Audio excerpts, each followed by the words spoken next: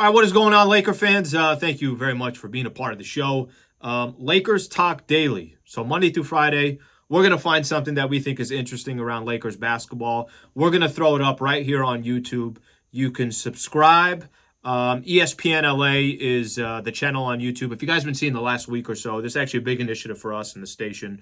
We are putting a lot more content on ESPN LA, so please subscribe to our channel here. We're streaming a lot of our shows live as well, and then of course we'll have Lakers content with Lakers Talk Daily. So this is what we got to get into today. I had already something planned.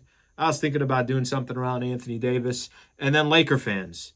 Then I'm told, or at least we all read the story from this morning, and we have the audio clip. So DeMar DeRozan was on JJ Redick's podcast, The Old Man and the Three. I got a lot to get into. This, I think, hurts every Laker fan to the core. Take a listen to DeMar DeRozan on JJ Redick's podcast, thinking where he thought he was going to end up last offseason. Was the Lakers thing even remotely close? Yeah, it was. To my knowledge, I thought it was a done deal. To my knowledge, like I remember I took a trip to Mexico just to get away because I could just feel it anticipation of everything coming, to play. So I was like, I'm gonna get away for a couple days, take my mind off it, and by the time I come home, be free agency. Hey, I'm signing with the Lakers. I'm asleep one morning in Mexico. I get a call from Cal Lowry, and he said, they just made the trade for Russ. What's going on?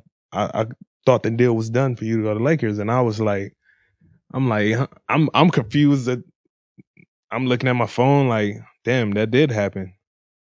Well, I guess that's out the window. Like, you know what I mean? Because in my mind, that was the only option for me to go to. Like, I was sold on that done deal.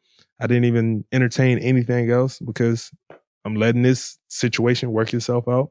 So when I seen the trade happen, I knew it was no way for me to go to the Lakers at this point.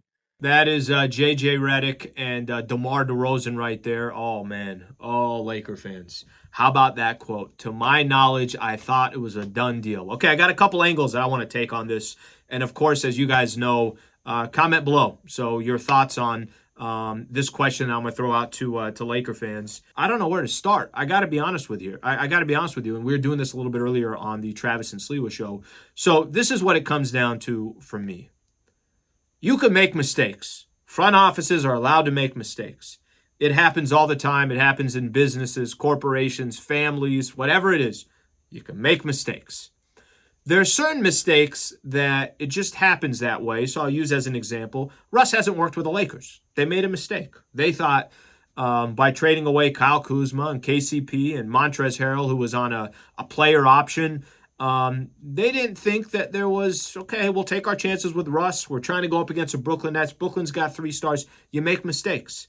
By the way, I was one that I definitely didn't think the Russ thing would play out like this. Maybe nobody did to this extent.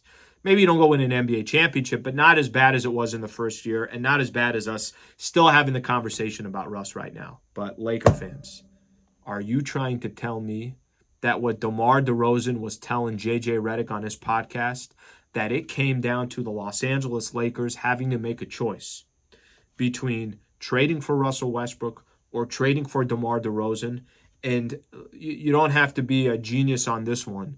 I have a very difficult time. I feel like I need more context to it because I don't understand how the powers that be, and I'm talking about the front office, and listen, let's not sugarcoat this. This is obviously part of the Lakers' plan. They work very well with their star players. There's a close relationship there. It's impossible that LeBron and Clutch and Anthony Davis wouldn't have a say in this. If it came down to, hey, you get DeMar DeRozan to team up with Anthony Davis and LeBron James, or you get Russell Westbrook, it is so beyond a no-brainer to me. That's what hurts about this conversation because we're watching something that clearly doesn't work. And when you see what DeMar DeRozan brings to the table, there's a couple things that you could take off of this. Is DeMar DeRozan not a perfect complement to LeBron James and Anthony Davis? I'm going to tell you what I mean here. DeMar, you want him to go ISO and go get you some buckets. He's as good as anybody in the league. He could go get a bucket. LeBron James, if I ask Laker fans out there, does he want to put up 30 points a game, or does LeBron want to basically flirt with a triple-double? And if he has weapons like AD and DeMar DeRozan to go to either one of those guys, LeBron is a pass-first player. That's how I look at him. He's going to break the all-time record for most points scored in the NBA, and I don't think he's not a scorer first. He's a facilitator first.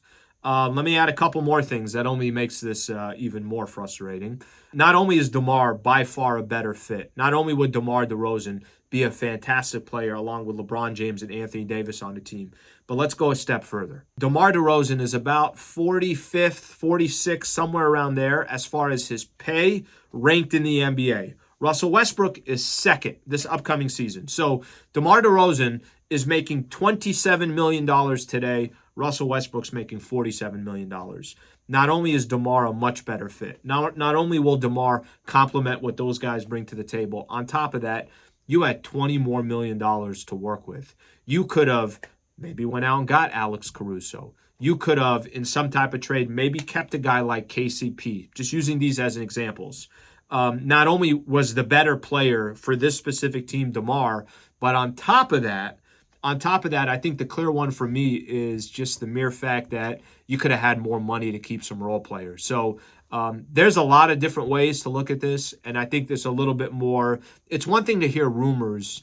I remember 5-6 months ago, it was Magic. I can't remember. Was he on?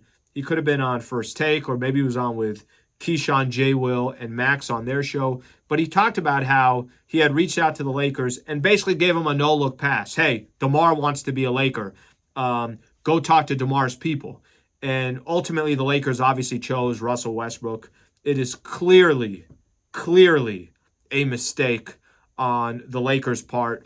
And the fact that you had an option or you had a choice to potentially go get DeMar and to fill out the roster with some role players, that is a tough pill to swallow, especially where the Lakers sit today.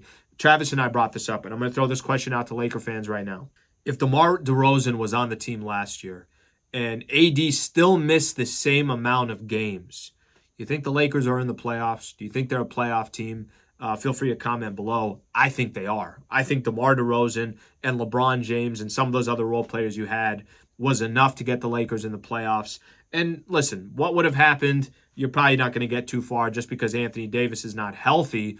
But ultimately, that just kind of shows how much of a game changer that trade was and how much of a game changer you're still feeling the weight on that this year. And we'll see how much it has an effect down the road. Because if you are going to trade Russ, you're probably going to be giving up a 2027 and a 2029 to get a player of the caliber of DeMar DeRozan is what you're hoping for. So, Laker fans, your thoughts, please subscribe to the channel. Thank you for coming on YouTube and watching the content. I got my own page as well. You could always go to Lakers Talk with Alan Sliwa for YouTube as well. Thank you for being a part of the show. Until tomorrow, we'll hit you tomorrow. Lakers Talk daily. I'm Alan Sliwa, and have a good rest of your day.